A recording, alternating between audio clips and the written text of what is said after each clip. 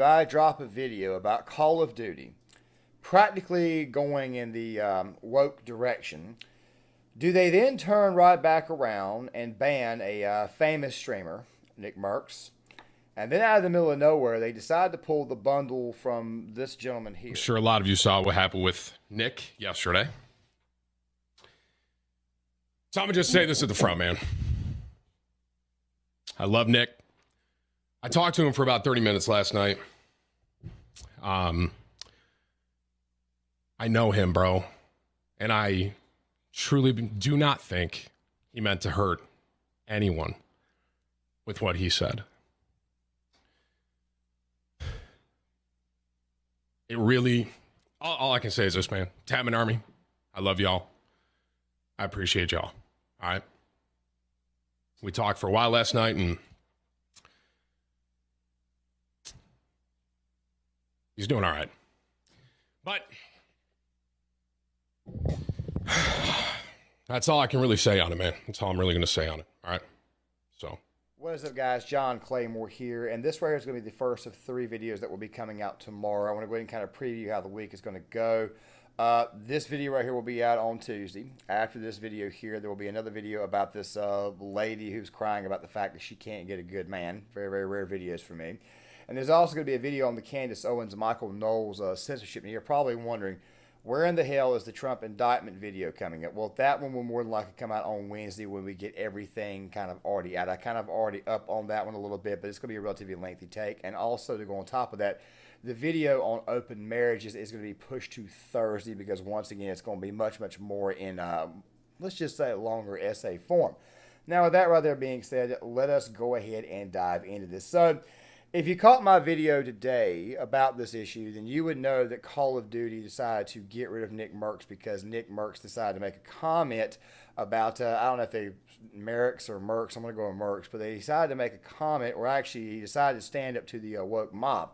That right there being the pride mob, the mob that wants to come after our children. And of course, Call of Duty decided to ban him. Now, you've had other people like, say, Dr. Disrespectful, for example, completely show himself uninstalling the brand new game. And of course, now you've got this gentleman here, Tim the Tat Man. He has basically stood in solidarity. Now, many people believe, and what I mean by solidarity is obviously solidarity with these two gentlemen. Many people believe that Call of Duty may be getting a boycott. Let me just go ahead and kind of run through this really quick. I explained in the previous video that Call of Duty as a whole has been going down in content for a while, but people obviously still play the game. And that the best way that you can kind of beat this is just simply not give Activision or Infinity Ward or Sledgehammer Games or whoever. It's just best just not to give you their money.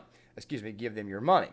And then to go on top of that, I also kind of paralleled how it was that the Madden franchise has kind of done the exact same thing, just not as openly woke or anything. But, well, they have actually done some woke stuff. But the thing about Madden is this here. Madden has been going downhill for a very long time, but people continue to feed the beast. They continue to shovel money into that actual gaming company, continue to shovel money into EA, and continue to buy a product that's obviously substandard. Well, the thing about Call of Duty is it's been declining for a while as far as quality, but yet people still play it. I've been saying for at least, a while, as far as like personal to like friends of mine, just stop buying the product. But at the same time, now you've got this incident here. Now you've got people saying, you know what? Now we've got actual honest-to-God incentive to say no to this product. Meaning we've got actual honest-to-God incentive to say, no, we're not going to buy this product. No, we're not going to spend any money. We're not going to do any more memberships. We're not going to buy any skins. You've put pride flags up everywhere. You've basically replaced country flags with this nonsense, dude. We just cannot do it anymore. In Call of Duty Black Ops, the Cold War, there was this whole thing where you could have a character that was non-binary and the actual selection of who your character is, which, by the way, I thought was a little bit distasteful, but then again, at the same time, it was obviously a sign of things to come. Fact of the matter is that Activision and these woke corporations, they do not care about you. I've been saying for a long time by local, but obviously they've got people on the whole gaming bit, and it's been going down here for a while. And it's not just Call of Duty, it's not just Madden, it's other gaming franchises that chose to actively piss off their customer base. A lot of this has got to do with the fact that you've got children actually writing the stories. We'll take The Last of Us 2, for example. The problem that we saw there in that particular game is that obviously the people who wrote The Last of Us Part 2, Neil Druckmann and them, They obviously decided to crap on the first game, more than likely because a lot of them did not play the first game. This is kind of sort of how it happens. Once you start doing revisionist history, once you start crapping on old pieces of media that's still very, very relevant, next thing you know, you'll start doing just about anything to get the almighty dollar. And in this case right here, it's obviously pandering to roughly 3% of the population. Now, the tweets that I've been putting up, everything that you're seeing in response to all of this, you've got people on both sides saying, okay, well, obviously, Nickmercs is a transphobe. This guy here, Tim the Tat Man, he's a transphobe. No. These right here are grown-ass men who obviously care about kids. They themselves may have children on their own, and they don't want their children being coming after by the woke mob, coming after by the, the LGBTQ mob, of course, is what they're going to call it. Of course, YouTube is going to cut the ads in this video and say that the ad sustainability is going to be down, but at this point in time, I really and truly don't care because I have no idea how YouTube does these types of things. Of course, I've made over 500 some odd videos. You probably think I would have figured it out, but then again, at the same time, every one of my videos probably falls under that level anyway. So make sure you guys hit the like button anyways. But still, though, at the same time, though, we should have seen this coming when it came to Call of Duty. The product's been getting worse and worse and worse for a while. Ever since COD Ghost, it's just been going downhill. Many people believe it was actually Black Ops 2, but then again, though, many people also believe that Black Ops 2 was probably their best game. I personally lean towards World at War and Modern Warfare 2, the original one, not the brand new one. Fact of the matter is that Activision, all these companies, all these woke video game companies, for whatever reason, they chose to pull a Bud Light. Why is it that these people cannot learn from the actual honest-to-God mistakes that Bud Light made and Anheuser-Busch made? As a matter of fact, they're still trying to put ads out there talking about how Anheuser-Busch helps out families. I'm showing you guys some of this ad right now with me talking in the cutaway, and I'm here to tell you right now, it doesn't matter.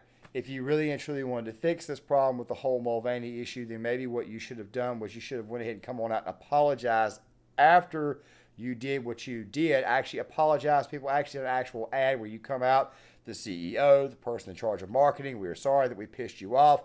We're sorry that we put you through this, and people would just make it up, would just make fun of it and say it was a good old-fashioned gay face. This is a little bit different though.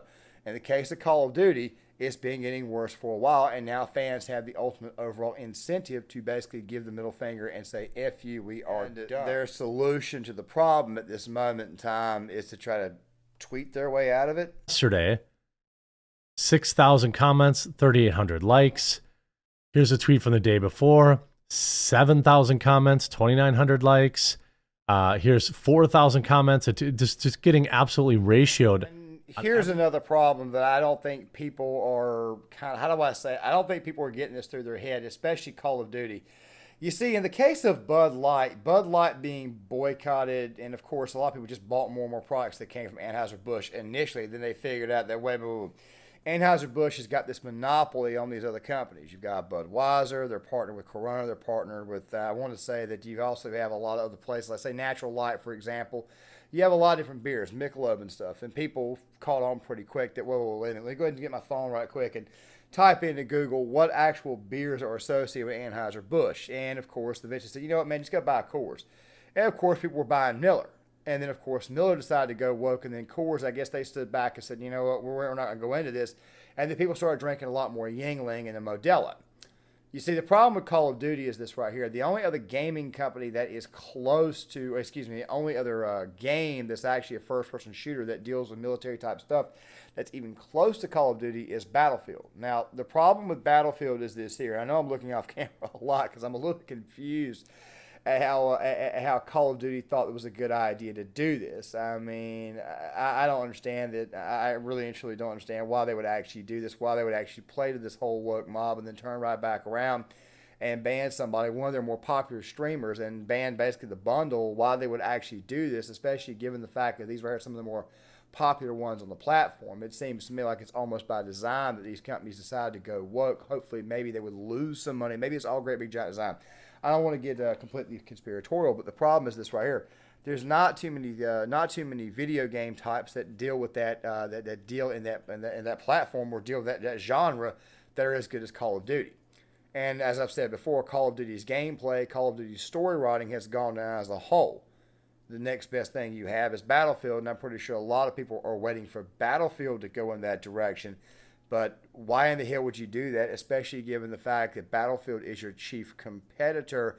And to our knowledge, they haven't fully gone woke just yet. But then again, though, you never know. We are not out of the woods. Especially given the streamers that have decided to uninstall this game, which, by the way, is easy ad revenue for Activision, easy ad revenue for Call of Duty. I mean, it's just a very curious choice why they would choose to just ban somebody and then turn right. I mean, a lot of this just doesn't make any damn sense from their point of view. It makes me wonder if it's just stupid people in charge, or as I just said earlier, by design.